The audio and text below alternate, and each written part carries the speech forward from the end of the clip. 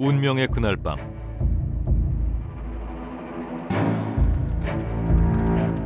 한 무리의 무장 괴한들이 한양의 거리를 달려가고 있었다.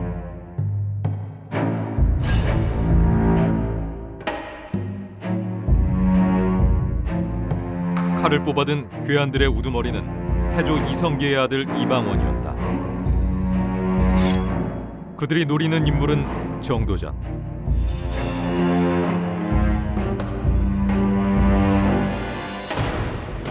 그 밤, 정도전은 남은의 척집에서 측근들과 술을 마시고 있었다. 상황은 순식간에 끝이 났다. 정도전은 동지이자 정치적 라이벌이었던 이방원에게 살해당했다. 혁명의 주역이자 조선 건국의 기틀을 다졌던 정도전. 그는 왜 이토록 비참한 최후를 맞아야 했을까?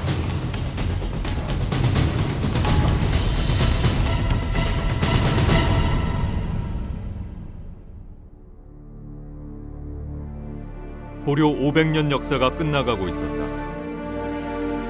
무신 정권과 원의 간섭기를 거치면서 고려는 그 명운을 다해가고 있었다.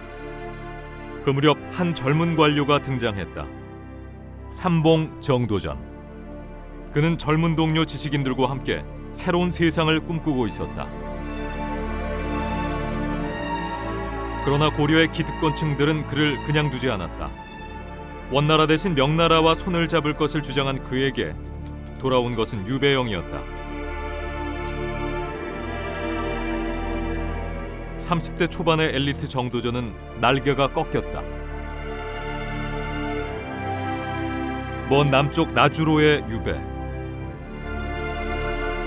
유배지에서의 젊은 정도전. 그는 외로웠고 쓸쓸했다.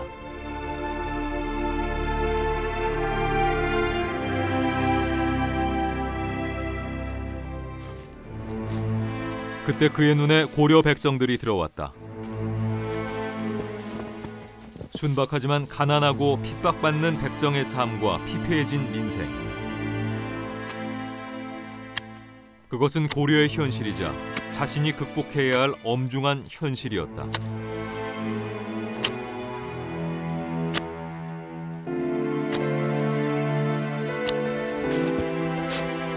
새로운 세상에 대한 갈망을 가졌으나 기회는 쉽게 오지 않았다. 정치낭인 9년째. 마침내 그는 결단을 내렸다. 그리고 함경도 함주까지 찾아가서 만난 인물. 동북면 도지휘사 이성계였다. 두 잠룡의 만남. 그것은 새로운 역사를 예고하는 운명적인 만남이었다.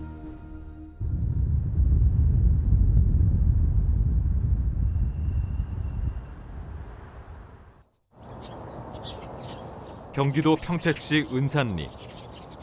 정도전과 직접적인 인연이 있는 곳은 아니다.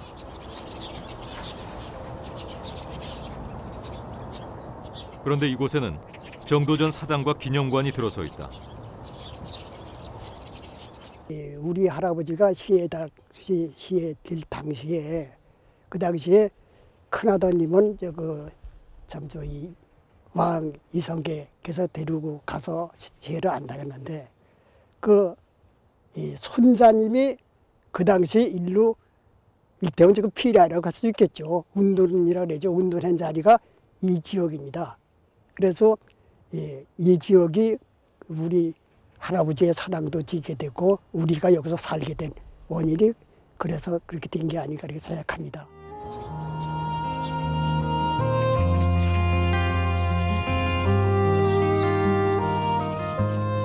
이런 인연으로 평택시 은산리는 동화정씨 집성촌이 되었다. 지금은 정도전의 후손 90여 가구가 살고 있다.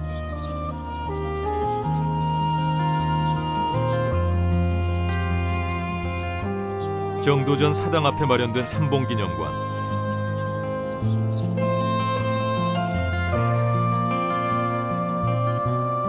이곳에는 정도전의 유품과 저술 등 친필병풍 등 그에 관한 자료가 총망라돼 있다.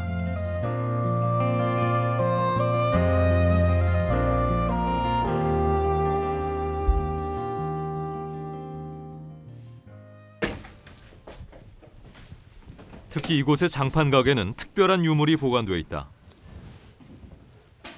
이곳은 어떤 곳인가요? 그래서 이 목판은 영조 당시 삼봉집을 목판으로 만드는 판입니다. 이곳에 보관 중인 삼봉집 목판은 모두 258판. 여기에 정도전의 사상과 철학이 모두 담겨 있다.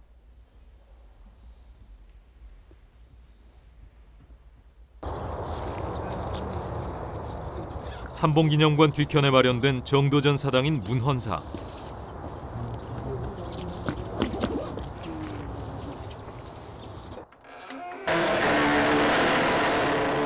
사당으로 들어서면 현판이 눈길을 끈다. 유종, 공종, 유학에 관한 학문적 지식이 으뜸이요 조선계국 창업과 한양건설의 공로 또한 으뜸이라는 뜻. 이 글은 태조 이성계가 직접 하사한 것이다. 사당 안에는 정도전 영정과 위패가 모셔져 있다. 문헌공은 나중에 정도전이 받은 시호였다.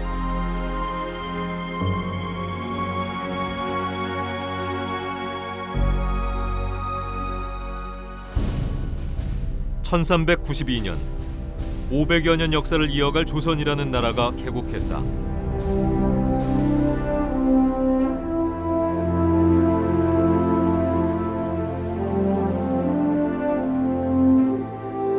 그 첫 임금은 태조 이성계.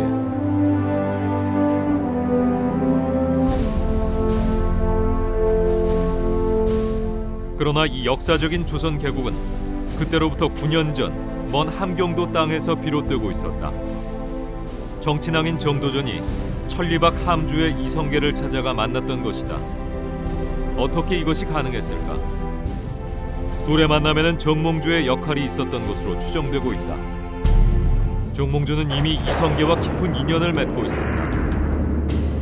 정몽주는 1364년 삼선 3개의 종사관으로 참전, 이성계와 만난 적이 있었으며 1380년 이성계가 운봉에서 왜구를 무찌를 때 조전 원수로 참전한 바 있었다.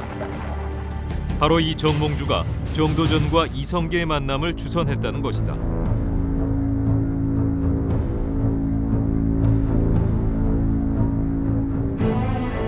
정도전과 이성계가 만난 일화가 전해지고 있는데 이성계를 만난 정도전, 먼저 이성계의 군사들을 살펴보았다. 그런 다음 이성계에게 넌지시 말했다. 이런 군사라면 무슨 길인들 하지 못하겠습니까? 이성계는 무슨 말이냐고 되물었다. 이런 군사라면 능히 왜구를 무찌를 수 있다는 뜻이라며 슬쩍 예봉을 피해갔다. 그러나 정도전의 발언은 혁명의 가능성을 타진한 것이었다.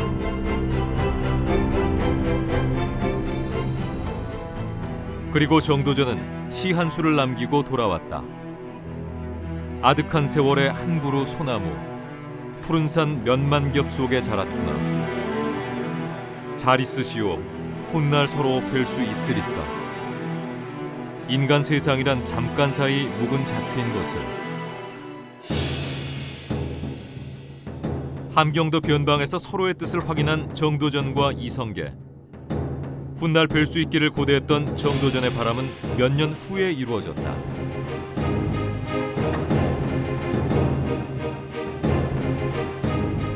(1388년) 이성계는 그 유명한 위화도 회군을 감행했다. 우왕과 최영 등 친원파들의 강요에 의한 요동정벌 대신 말머리를 개경으로 돌린 것이다.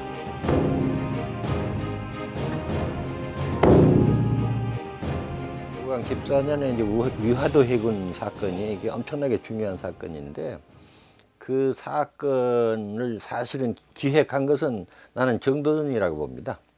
그래서 이제 왜 그런 위화도에서 회군했느냐, 표면적으로 보면은 뭐 그때 전쟁하기가 불편했다, 계절적으로, 또 뭐 중국에 거역하면은 이제 국제관계가 나빠질 거다, 뭐 이런 등등의 이유를 대잖아요. 소위 4대 불가론을 대는데, 사실은 그것만이 아니고 그때 최영 장군과 이성계 장군 사이에 역학관계가 작용했어요. 결국 돌아오면서 바로 최영 장군을 제거하거든요. 이렇게 되니까 이제는 그 가장 라이벌 관계에 있던 군벌이 제거되는 거예요. 군사적으로 가장 강력한 그 경쟁자가 이제 없어지는 거죠. 이제 고려 조정은 우왕과 권신들을 중심으로 한 보수파와 정도전, 이성계 등 위화도 회군파를 중심으로 한 두 세력 간의 치열한 정치 투쟁의 장이 되었다. 정도전은 개혁파 이성계 세력의 중심에 섰다. 토지개혁을 주도하고 반대파를 숙청하는 데 주저하지 않았다.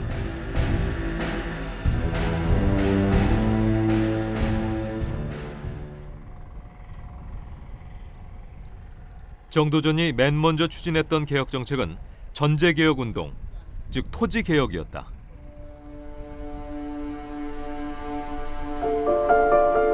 삼봉집에는 당시 토지 상황에 대한 정도전의 기록이 나온다.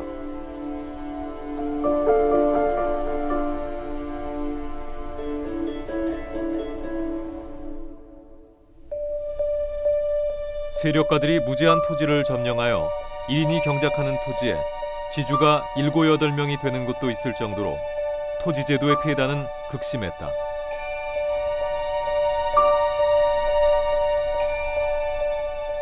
정도전은 이를 바로잡으려 했다.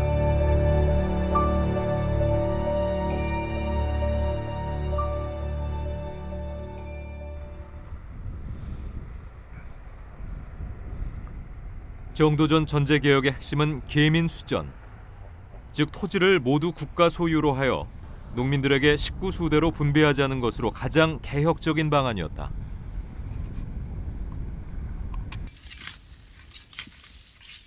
이러한 정도전의 구상은 이미 나주 유배 시절 농민들의 현실을 목격할 때부터 싹튼 것이었다.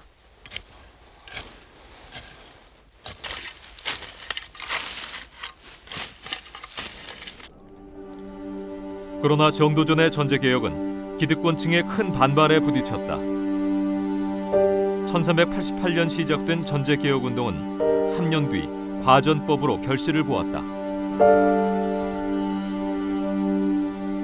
개혁파들은 옛 토지대장을 모두 불태워버렸다. 불타는 토지대장을 보며 귀족들은 눈물을 흘렸다는 이야기가 전해지고 있다. 그러나 민심은 달랐다.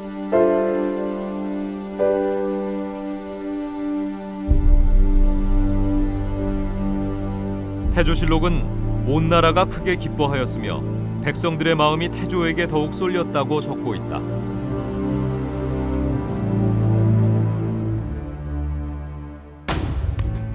이처럼 전광석화처럼 개혁 정책을 추진해 나가던 정도전.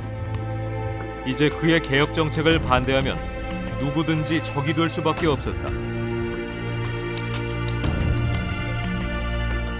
평생의 친구 정몽주와의 관계에 금이 가기 시작한 것도 이 무렵이었다. 출발은 같았으나 갈수록 둘의 간격은 벌어지고 있었다.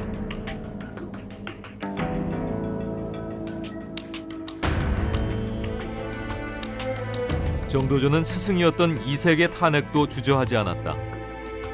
명나라를 끌어들여 개혁파를 제거하려 했던 이색이었다. 전제개혁과 군사체계 정비, 그리고 반대파 숙청까지 정도전은 개혁을 위한 모든 악역을 떠맡고 있었다.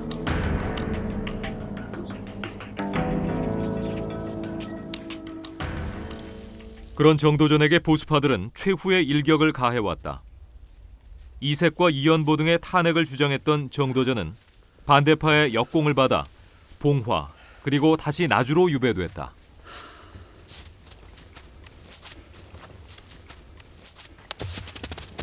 (1391년) 혁명 1년 전이었다. 그러나 이번 유배는 단순한 유배가 아니었다.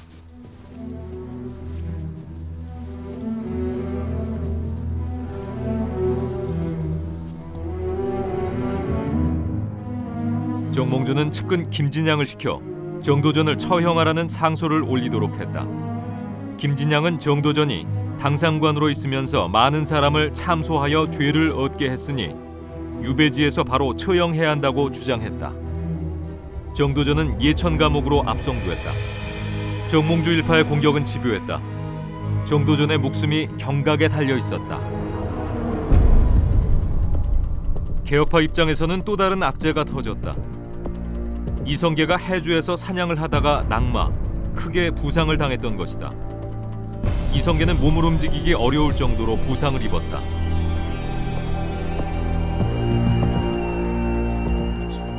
개혁파 최고 실권자 문화시중 이성계의 부상으로 정몽주 등 반대파들의 공격은 더욱 거세졌다. 정도전과 개혁파들은 절체절명의 위기에 빠졌다.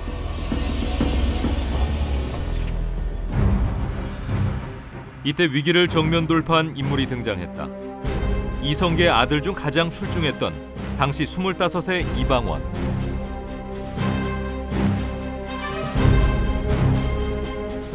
그는 이성계의 동태를 살피러 온 정몽주를 선죽교에서 살해, 순식간에 국면을 전환시켜버렸다. 정몽주의 죽음과 함께 고려 왕조도 끝이 났다. 더 이상 목숨 바쳐 고려를 지키려는 자가 없었다.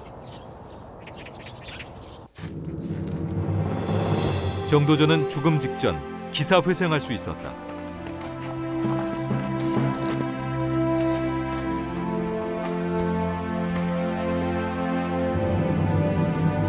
(1392년 7월) 마침내 이성계가 왕위에 오르면서 조선이 개국했다. 정도전을 중심으로 한 혁명의 성공이었다.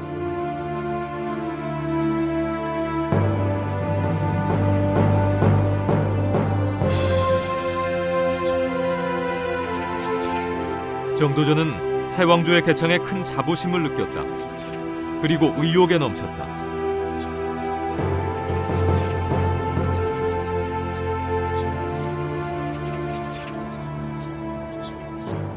정도전은 이제 나중에 조선 왕조 세우고 나서 그 취중에 가끔 이런 말을 했다 그래요. 나와 이성계의 관계는 중국 한나라를 세운 유방과 장량과의 관계가 비슷하다. 그 얘기는 무슨 얘기냐면은 유방이 한나라를 세운 주역이 아니고 실제로는 장량이다. 장량의 두뇌와 책략 가지고 한나라를 세웠거든요. 유방은 말하자면은 장량이가 업구원 사람이다. 이런 뜻입니다. 그래서 이제 그렇게 비유한다는 것은 무슨 얘기냐면은 조선 왕조를 세운 주역은 실질적으로는 자신이다. 정도전 자신이다. 그런데 자신이 이성계를 업고서 새 왕조를 건설했다. 이제 이런 얘기를 하거든요. 정도전은 새나라 조선의 주역이 되었다. 그의 오랜 여망이 마침내 실현된 것이다.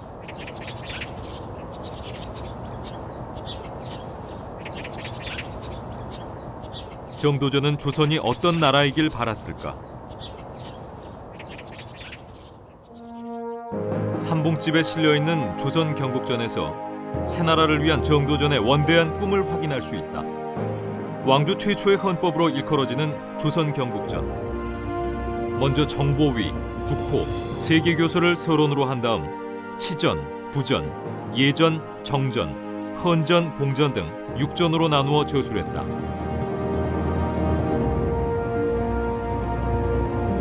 정도전은 특히 왕권보다는 신권을 강조했다. 임금이 그릇되면 신하가 바로잡아야 한다고 주장했다.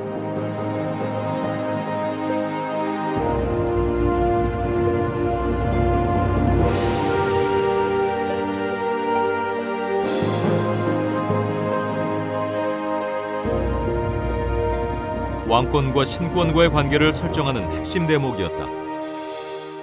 고려 말에 우왕, 창왕, 공민왕 뭐 그런 시기에 과정을 거치면서 우선 정치적으로 너무 그 왕권이 취약해도 안 됩니다. 취약하면 안정성이 깨지니까 동시에 또 그 특정인들에게 뭐 권신들에게 권력이 위임됨으로써 그게 정치가 좌우지되는 그걸 막기 위해서 아래에 있는 언관이든 재상이든 간에 계속해서 직언을 할 수 있는 그런 공론의 체제하고 동시에 위에 일하는 사람으로 하여금 위임을 해서 그 사람이 헌신적으로 자기의 소신을 다해서 일하도록 하는 것이죠.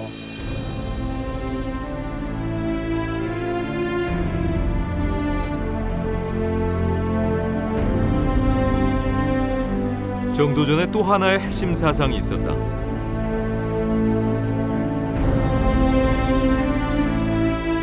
약한 존재라 해서 백성을 폭력으로 협박해서는 안 되며 어리석은 존재라 해서 얕은 꾀로 속여서는 안 된다고 했다.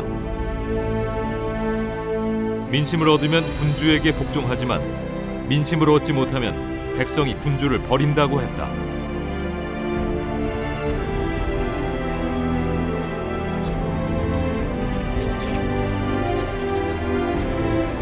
백성의 존재를 강조하는 정도전의 민본 사상이었다.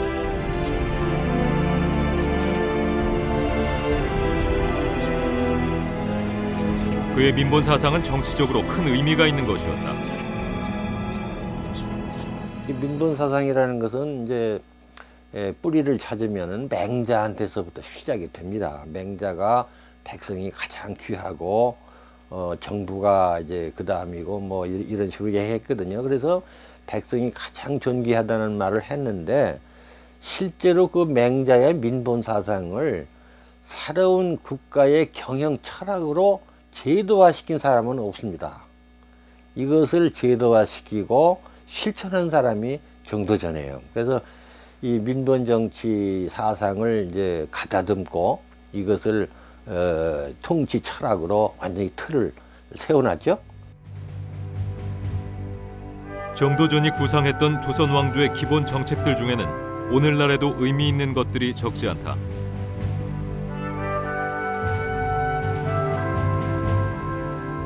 입관편에 보면 인재를 골고루 등용해야 한다고 주장하고 있다.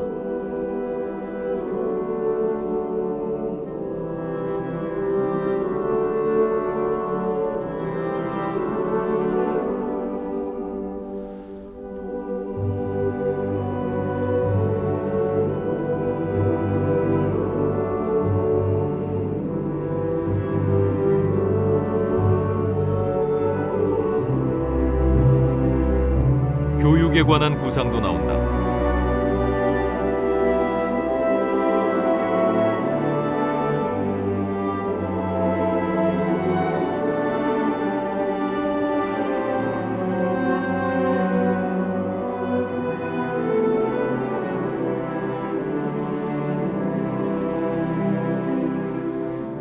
특히 정도전은 향교와 향학을 설치해서 교육의 기회를 서민들까지 확대해야 한다고 했다.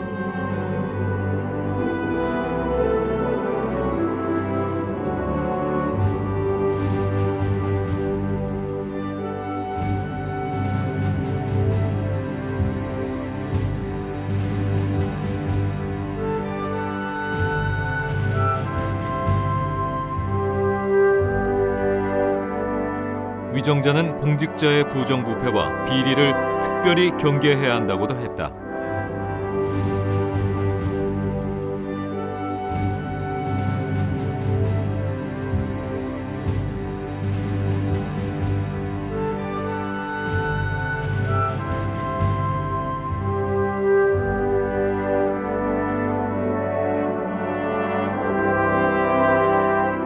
정도전은 새나라 조선에 대한 구상을 조선 경국전에 모두 담았다.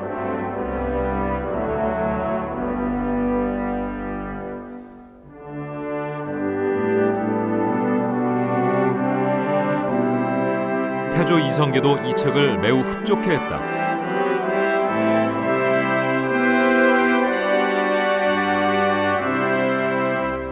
정도전이 조선 경국전을 바치자 태조는 감탄하고 칭찬하면서 말과 비단 등을 하사했다.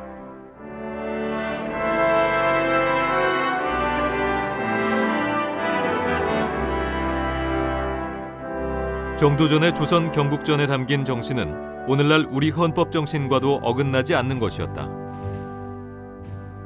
조선 경국전에 정도전이 담은 가장 핵심적인 사상은 역시 민본 사상이라고 할 수 있겠습니다. 즉 백성이 정부보다 더 위에 있다는 것이죠. 그리고 이 정부는, 즉 왕은 백성을 다스림에 있어서 백성을 더 위에 놓고 백성을 위하는 그런 통치를 해야 한다는 그 민본 사상이 조선 건국전에 줄곧 깔려 있습니다.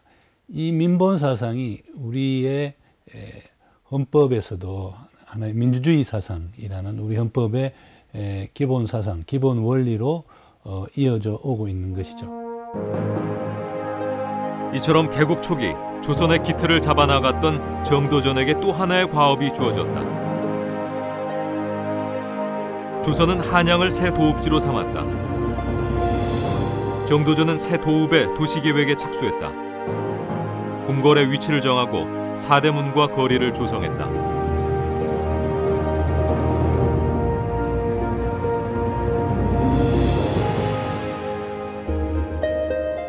한양의 동쪽 관문인 동대문.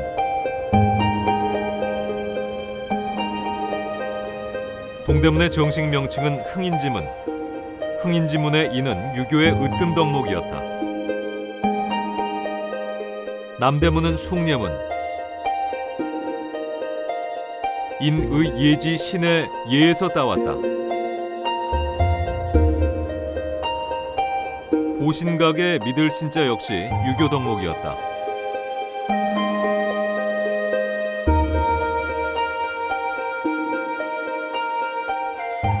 정도전은 새도읍지 한양에 유교의 이상을 담았다.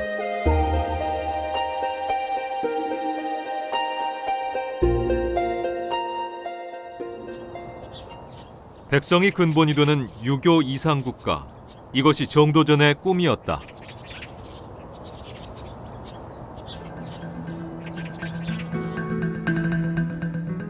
새 궁궐의 이름 경복궁과 모든 전각의 이름도 정도전이 지었다. 부지런히 정사를 돌보라는 근정전, 임금의 건강과 안녕을 기원하는 침전, 강령전. 이처럼 모든 전각의 이름도 뜻을 담았다. 태조 이성계의 전폭적인 신임과 지원으로 조선의 기틀을 다져나갔던 정도전. 그에게 또 다른 꿈이 있었다. 바로 요동정벌이었다. 원나라가 물러나고 명나라가 서던 시기, 당시 요동은 주인 없는 땅이었다. 무력으로 요동을 차지할 수 있다고 믿은 정도전. 고구려 이후 700년 만의 기회라고 여겼다. 이처럼 새로운 조선을 만들어가던 정도전.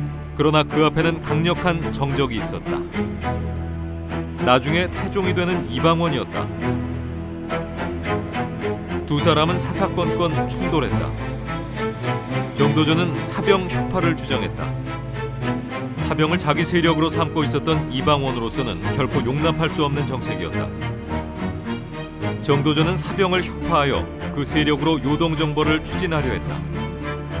이에 이방원은 정도전의 사병 혁파 운동을 자신의 집권의 결정적인 걸림돌로 인식하고 있었다. 그러나 이보다 더 근본적인 차이점이 있었다. 정도전은 조선이 왕권보다는 신하들의 권한, 신권이 강한 나라로 만들고 싶었다. 이 역시 이방원으로서는 결코 받아들일 수 없는 것이었다.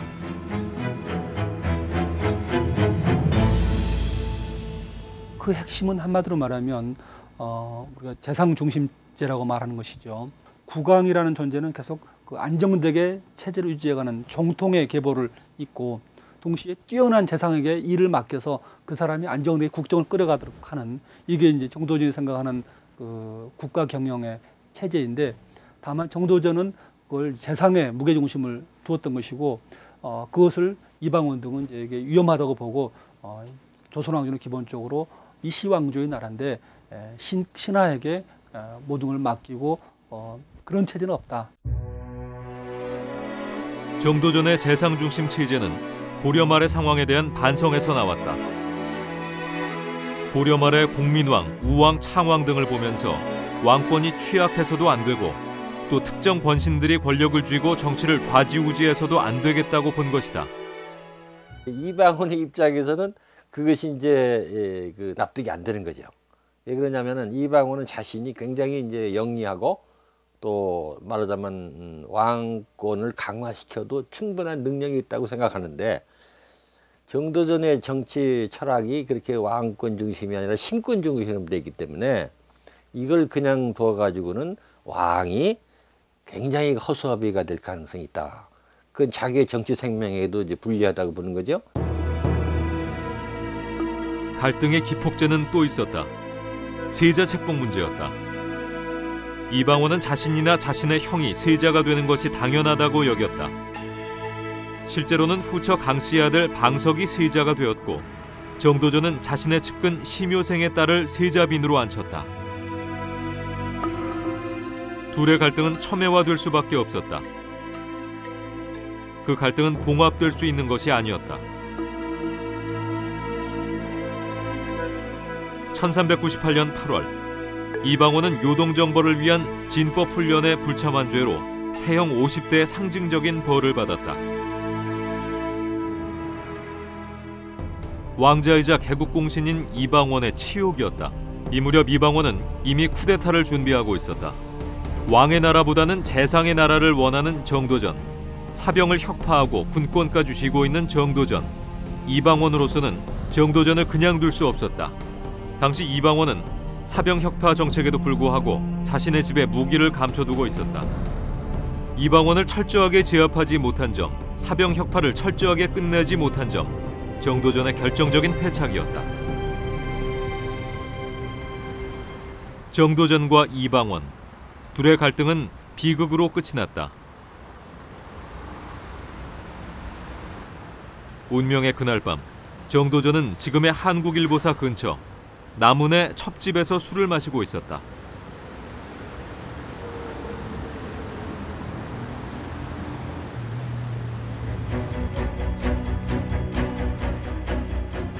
(1398년 8월 26일) 밤 이방원의 지시를 받은 안산군수 이숙번과 이방원의 사병들이 이들을 공격했다. 무방비 상태에서 당한 피습, 정도전은 현장에서 살해당했다.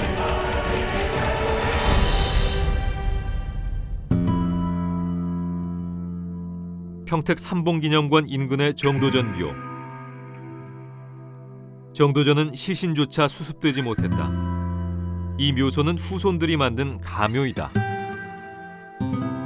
정도전은 역적으로 몰려 죽었지만 다행히 멸문지화는 피할 수 있었다.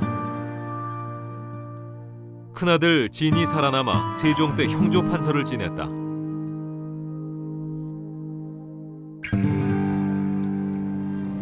철저한 개혁과 민본 사상으로 혁명의 주역이었던 정도전. 고려 하늘을 외면하고 백성을 선택. 마침내 조선을 세우고 그 기틀을 다진 삼봉 정도전은 이방원과의 정치 투쟁 과정에서 비극적으로 생을 마감하고 말았다.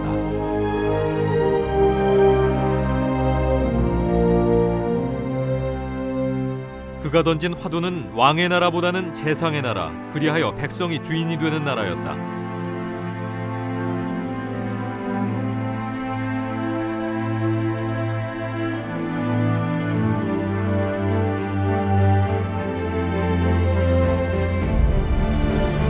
그의 민본 사상과 재상 중심 사상은 조선 500년 역사의 근간이 되었다.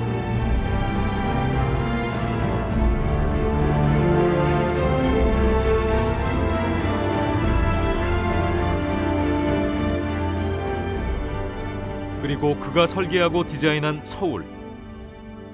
정도전의 밑그림 위에서 서울은 600년 이상 우리의 수도로 지금도 아름답게 건재하고 있다.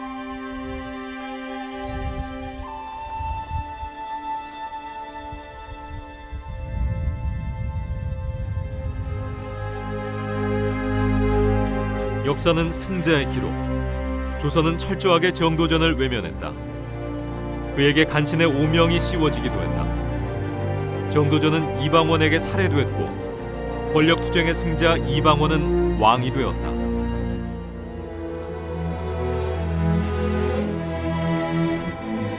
조선은 비로소 그를 복권시키고 문헌공이라는 시호를 내렸다. 그가 복권되는 데는 무려 460여 년이 필요했다.